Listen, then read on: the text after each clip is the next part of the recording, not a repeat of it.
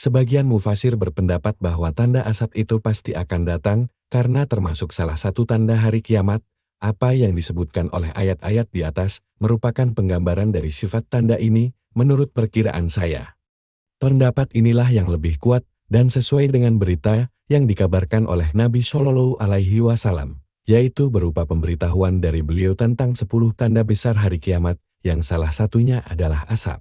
Urutannya sesuai penjelasan hadits, asap merupakan tanda yang pertama, sehingga menguatkan keyakinan tanda asap ini belum terjadi sebagaimana yang diyakini oleh sebagian ulama yang lainnya. Menurut saya, yang menguatkan pendapat kedua ini adalah maknanya lebih sesuai jika membawanya pada pemaknaan hakiki dan sekaligus tidak menyimpang kepada makna majasi kiasan. Ayat ini menunjukkan bahwa langit itu datang dengan asap yang nyata, maksudnya jelas, tidak diragukan lagi. Atau tidak samar bagi dua orang sekalipun, itulah asap. Asap ini digambarkan dengan sempurna bahwa itu meliputi manusia, maksudnya mengelilingi mereka dari seluruh sisinya. Bukan sesuatu yang dibayangkan orang sebagaimana kemarau berkepanjangan yang melanda kaum Quraisy. Ayat-ayat ini mengungkapkan tentang asap, itulah siksa yang pedih. Makna-makna ini dengan gambaran sifatnya tidak mungkin terjadi hanya pada orang-orang Quraisy. Oleh karenanya sebagian ulama ahli tafsir sengaja membawa makna-makna ini melalui pintu kiasan dan menganggap debu yang ada pada masa paceklik sebagai asap. Atau apa yang dilihat oleh orang yang sedang kelaparan di langit itu seolah-olah gumpalan mendung di awan, dan seterusnya.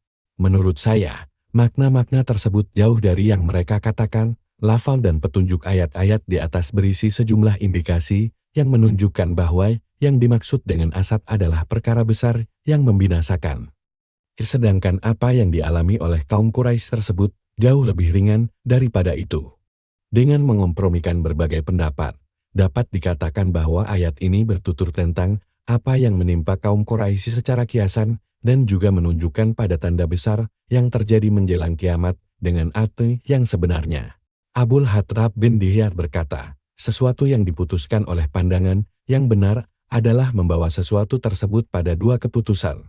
Salah satu dari keduanya telah terjadi dan yang satunya akan terjadi atau akan ada.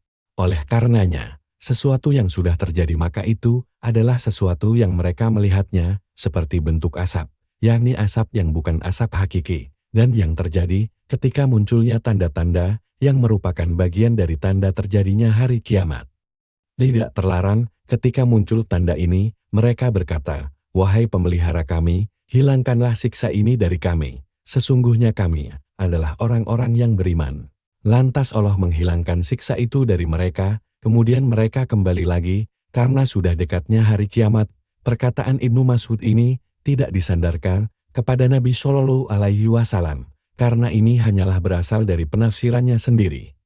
Sungguh terdapat nas dari Rasulullah Shallallahu Alaihi Wasallam yang bertentangan dengan penafsiran Ibnu Mas'ud itu. Al-Qurtubi, At-Tazkirah 741. Dari Masruq, dia berkata, suatu ketika ada seorang lelaki berbicara panjang lebar di Kinda. Dia berkata, asap akan muncul pada hari kiamat lalu merampas paksa semua pendengaran orang-orang munafik dan juga penglihatan mereka, menyerang orang mukmin seperti serangan pilek selesma. Maka kami terkejut. Aku datang menemui Ibnu Mas'ud. Pada awalnya dia duduk bersandal, kemudian dia menjadi marah dan duduk tegak. Dia berkata, siapa saja yang mengetahui hendaklah dia berkata, dan barang siapa yang tidak mengetahui maka hendaklah dia berkata, Allah yang lebih mengetahui. Karena sebagian dari itu ilmu adalah seseorang berkata terhadap sesuatu yang dia tidak mengetahuinya, aku tidak tahu. Karena Allah berkalam kepada nabinya, katakanlah hai Muhammad, aku tidak meminta upah sedikit pun padamu atas dakwahku, dan bukanlah aku termasuk orang-orang yang mengada-adakan. Syat 38, 86. Sesungguhnya kaum Quraisy itu memperlambat diri dari masuk Islam, lalu Nabi Shallallahu Alaihi Wasallam mendoakan keburukan terhadap mereka seraya berucap, wahai Allah, tolonglah saya mengalahkan mereka dengan 7 tahun kemarau sebagaimana 7 tahun kemaraunya Yusuf. Lalu kemarau dan paceklik melanda mereka hingga mereka binasa di dalamnya, mereka makan bangkai dan tulang belulang. Seorang lelaki melihat apa yang ada di antara langit dan bumi, sebagaimana bentuk asap. Lantas Abu Sufyan datang kepada beliau seraya berkata, wahai Muhammad, kamu datang dengan memerintahkan kami untuk menyambung hubungan keluarga, dan sungguh kaummu sekarang ini binasa dan hancur. Maka doakanlah kepada Allah. Kemudian Rasulullah Shallallahu Alaihi Wasallam membaca ayat, maka tunggulah hari ketika langit membawa asap yang nyata, yang meliputi manusia. Inilah azab yang pedih. Mereka berdoa, wahai pemelihara kami, lenyapkanlah dari kami azab itu. Sesungguhnya kami akan beriman. Bagaimanakah mereka dapat menerima peringatan? Padahal telah datang kepada mereka seorang rasul yang memberi penjelasan, kemudian mereka berpaling daripadanya dan berkata, dia adalah seorang yang menerima ajaran dari orang lain, lagi pula seorang yang gila. Sesungguhnya kalau kami akan melenyapkan siksaan itu sedikit, sesungguhnya kalian akan kembali ingkar ad-Duhan 10-15. Apakah akan dihilangkan siksa akhirat dari mereka apabila ia datang kemudian mereka kembali kepada kekafiran mereka? Itulah kalam Allah Ta'ala, ingatlah hari ketika kami menghantam mereka dengan hantaman yang keras. Ad-Duhan 16, hari perang Badar, dan li zaman yang pasti adalah perang Badar, Alif Lam Mim, telah dikalahkan bangsa Romawi di negeri yang terdekat, dan mereka sesudah dikalahkan itu akan menang Ar-Rum 31-3. Dan Romawi itu telah berlalu. Dari Imam Mas'ud radhiyallahu anhu, dia berkata, 5 hal sudah berlalu, Romawi, asap, kematian, kekerasan, dan bulan. Silakan lihat 2 atsar ini pada Tafsir Ibnu Katsir 4:26-2. Penjelasan 2 atsar ini menunjukkan bahwa Imam Mas'ud radhiyallahu anhu berpendapat bahwa tanda asap yang disebutkan di dalam Al-Quran itu sudah terjadi. Dia menafsirkannya bahwa yang dimaksud dengan asap pada ayat-ayat itu adalah paceklik atau kemarau panjang yang melanda kaum Quraisy. Dia menganggap pendapat orang lain yang berkata bahwa yang dimaksud dengan asap tersebut adalah pilek atau selesma yang terjadi pada hari kiamat adalah pendapat yang batil. Sisi batalnya pendapat ini, menurut Ibnu Mas'ud radhiyallahu anhu terdapat pada perkataan Allah Subhanahu wa Ta'ala, sesungguhnya kami pasti melenyapkan sisaan itu sedikit. Ayat ini dengan jelas menegaskan bahwa siksa itu pasti lenyap dari mereka ketika orang menyatakan bahwa yang dimaksud dengannya adalah asap yang terjadi pada hari kiamat, maka mustahil Allah menghilangkan siksa dari mereka pada hari kiamat. Pengambilan dalil Ibnu Mas'ud termasuk bab dilalah iktidah, yakni ayat itu secara jelas menyebutkan siksa tersebut akan dilenyapkan atau dihilangkan dan orang-orang kafir itu akan kembali menjalani kekafiran mereka, maka harus dikatakan batalnya kemungkinan bahwa asap itu terjadi pada hari kiamat. Akan tetapi harus dinyatakan bahwa itu terjadi di kampung pembebanan syariat dunia sebelum terjadinya hari kiamat. Pengambilan dalil ini memiliki cara pengambilannya sendiri. Akan tetapi penegasan Ibnu Mas'ud bahwa tanda asap sudah terjadi itu pendapat yang lemah. Jika dilihat dari beberapa segi, saya sudah menyebutkannya pada penjelasan tentang tanda asap. Penjelasan saya inilah yang diyakini oleh mayoritas ulama, karena indikasinya jelas. Yakni Nabi Shallallahu Alaihi Wasallam memberitahukan bahwa tanda asap merupakan salah satu dari 10 tanda besar yang terjadi menjelang hari kiamat tiba. Inilah yang menguatkan keyakinan saya secara gamblang bahwa tanda asap itu belum terjadi. Kesimpulan tentang tanda asap. Pendapat yang menyatakan bahwa tanda asap sudah terjadi adalah pendapat yang lemah. Dilihat dari beberapa sisi, jika pendapat ini mungkin dikatakan, maka itu termasuk bab kiasan, sehingga secara otomatis harus menganggap bahwa tanda asap ini secara hakiki belum terjadi. Tanda asap ini akan terjadi menjelang hari kiamat sebagai salah satu dari sekian banyak tanda besarnya.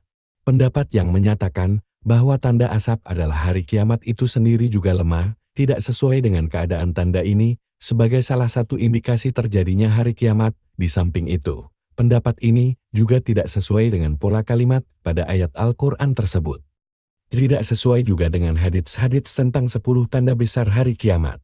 Walhasil, salah satu dari sekian banyak tanda besar kiamat adalah tanda asap, dan itulah makna hakiki dari ayat Al-Quran yang termaktub pada surat Ad-Duhan, tidak sebagaimana yang dituturkan oleh Ibnu Mas'ud atau lainnya. Akan ada ijtihad untuk kita tentang penjelasan maksudnya pada pasal peristiwa-peristiwa alam. 2 sejumlah permasalahan lainnya. Permasalahan pertama, dari Abu Hurairah radhiyallahu anhu, Rasulullah Shallallahu Alaihi Wasallam bersabda, barang siapa yang bertaubat sebelum terbitnya matahari dari arah tenggelamnya, Allah menerima taubatnya. Sahih Muslim. Dari Abu Hurairah radhiyallahu anhu, Rasulullah Shallallahu Alaihi Wasallam bersabda, Tiga hal yang ketika ketiganya keluar maka tidak bermanfaat untuk seseorang imannya, yang dia tidak beriman sebelumnya. Al-An'am 158 ayat. Dajjal, binatang.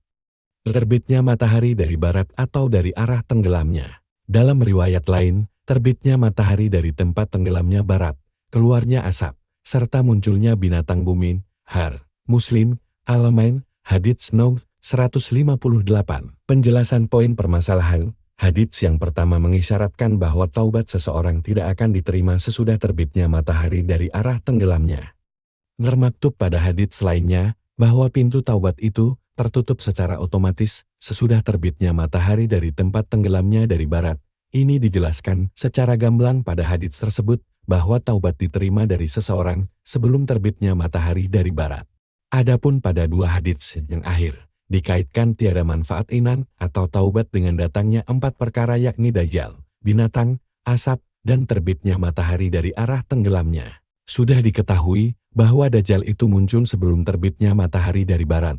Ada pula kemungkinan bahwa asap juga demikian. Adapun munculnya binatang itu pada galibnya sesudah matahari terbit dari tempat tenggelamnya. Poin permasalahan di sini adalah bagaimana mungkin taubat dan iman tidak bermanfaat lagi sesudah munculnya Dajjal, sedangkan kemunculan Dajjal itu terjadi sebelum terbitnya matahari. Sedangkan hadits yang pertama jelas-jelas menyatakan bahwa itu bermanfaat. Jawaban permasalahan. Permasalahan ini dapat ditepis dengan mengatakan bahwa hadits pertama menunjukkan tanda berakhirnya alam raya ini secara hakiki adalah terbitnya matahari dari tempat tenggelamnya. Dalam keadaan ini, taubat tak lagi bermanfaat sampai terjadinya hari kiamat. Adapun pada dua hadits setelahnya, maka pada keduanya terkandung isyarat terkait pentingnya untuk segera beramal sebelum terjadinya berbagai perkara ini. Barang siapa yang tidak memperoleh iman sebelum munculnya Dajjal, maka tak tergambar dari dirinya bahwa dia akan mampu mendapatkan iman pada saat Dajjal sudah keluar atau di saat fitnahnya tersebar di mana-mana. Mengapa?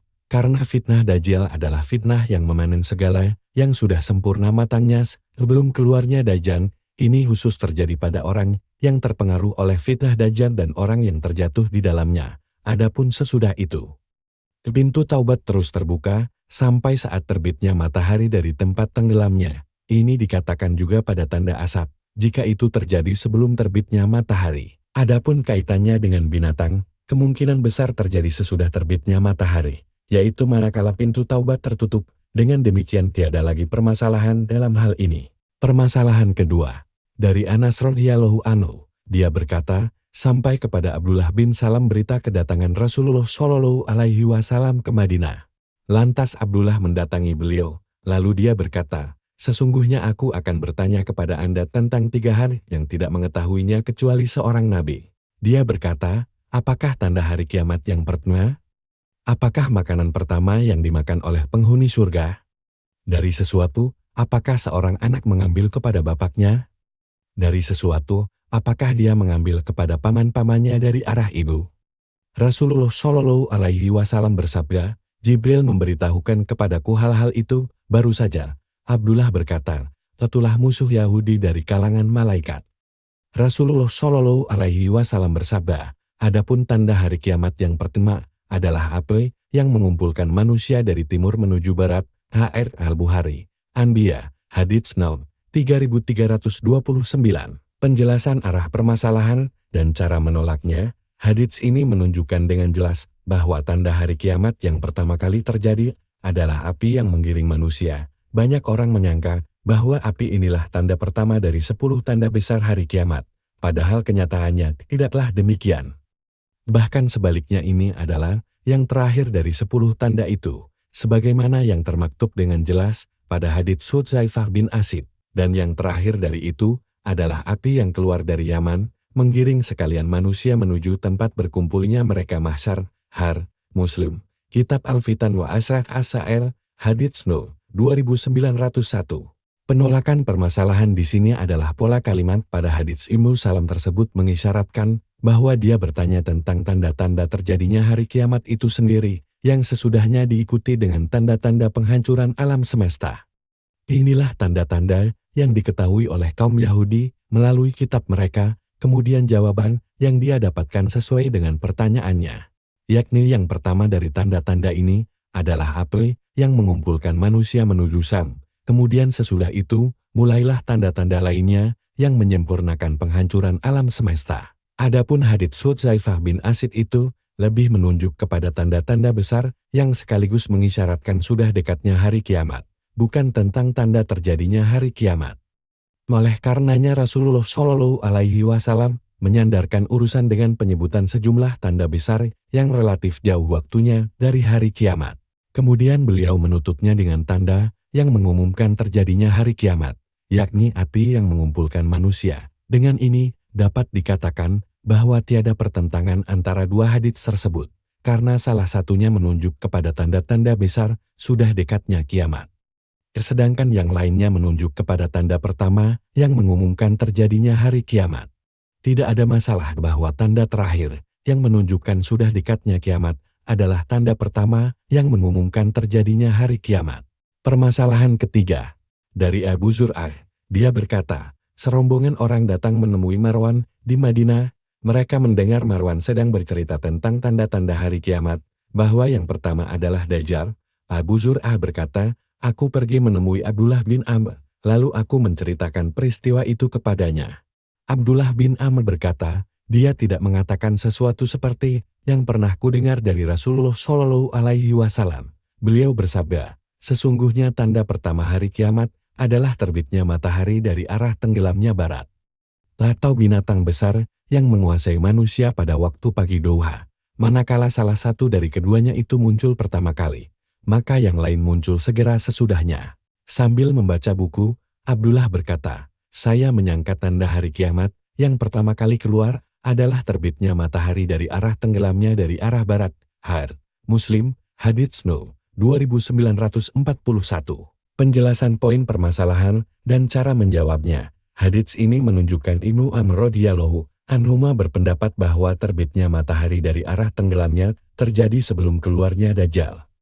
Redaksinya menunjukkan bahwa dia mengingkari perkataan Marwan yang berpendapat bahwa tanda pertama adalah munculnya Dajjal. Ibnu Amr menyandarkan pendapatnya pada hadits yang didengarnya dari Rasulullah Shallallahu Alaihi Wasallam.